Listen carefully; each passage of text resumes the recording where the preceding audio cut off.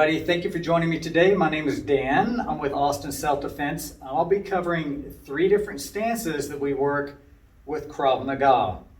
Number 1 is passive stance. 2, semi-passive stance. 3, fighting stance.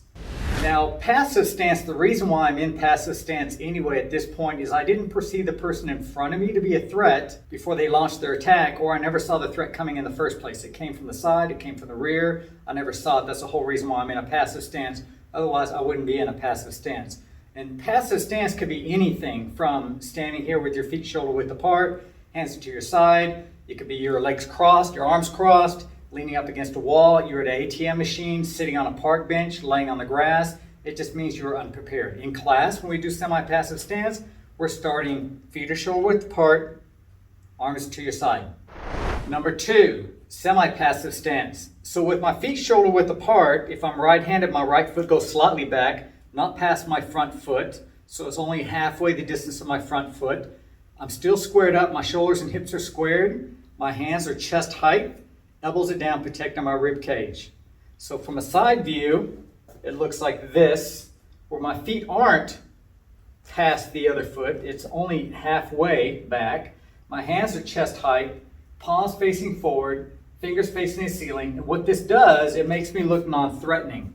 So it's more likely that I have the ability to dissolve the threat, de-escalate the threat, if I'm in a semi-passive stance versus I'm starting to look aggressive, which causes them to launch their attack. So I want to create the distance and be in a semi-passive position, like, hey, I don't want any trouble, leave me alone. And at this point, I'm starting to assess the situation, decide, what am I going to do about this? Where's my excess of opportunity? Where are my potential weapons laying around that I can utilize? Or am I carrying one at all? Should I be thinking about deploying that weapon? I'm also thinking about other potential threats that may be involved with this person that may be coming in as well. And I'll be covering footwork and how to assess your situation via footwork, utilizing this stance as well in the upcoming video. Now we're covering fighting stance. So again, we're starting from a passive position. I'm going to show you the easiest way to get into this fighting stance. Once you develop the stance, you don't have to utilize this anymore, but this is a great way to get there. So I'm putting my heels together. I'm going to come up on the balls of my feet, turn my heels out, so I'm pigeon-toed. Now pivoting on my heels, I'm going to turn my toes forward, and this really makes me wide, outside my shoulder line actually, so I'm nice and wide here. If I'm right-handed, my right foot goes straight back, so I'm going straight back past my other foot, so I want to be nice and deep here. This is going to give me my stability front to back and give me my stability side to side here as well, which is going to make it a lot harder to take me to the ground. So I want to have this stance here where I'm nice, wide, and deep. And to show that from the side, it looks like this right here. So I'm back past my other foot. If I was to bring that foot across, I shouldn't hit my front foot at all. So I'm nice and deep here. Okay, I've got a slight bend on my knees. My toes and my upper body is facing forward. So I'm squared up with my opponent. Toes are facing forward, weights in the balls of my foot. So right behind my toes, my weight's in the ball of my foot, almost like I'm gripping for the ground, but the front foot is completely on the ground. The back heel is off the ground at all times. So maybe just a little bit, an inch, slightly up off the ground, but I don't want to be all the way up like this right here. I want to just be slightly up off the ground here. Okay, so from this position right here, I'm squared up, shoulders and hips are squared up, and I got a slight bend on my knees. That way it evens my body out, distributes my body front to back 50-50, so I can pick any foot up at any time. If I need to block or if I need to move, I can pick that foot up versus having all my weight into my front foot or all my weight into my back foot, which is very easy to take me to the ground when I'm like that. So I want to keep the bend in my knees here, which drops my weight straight down, which keeps me 50-50 in my stance.